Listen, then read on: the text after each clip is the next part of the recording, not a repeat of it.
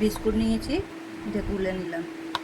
ও নিজের মুখে খেতেও পারে না, কিছু না, দেখবে না, দেখো না না, ও খাইতে পারে না। এই যে কামড়াচ্ছে কিন্তু খাবে না। না আবার নাও নাও, খাবে না, ওকে খাইয়ে দিতে হবে। তো কেমন করে খাওয়াবো দেখো।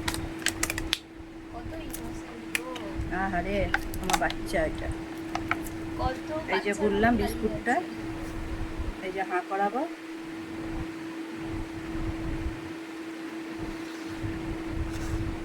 এরকম করে খাওয়াতে হয়।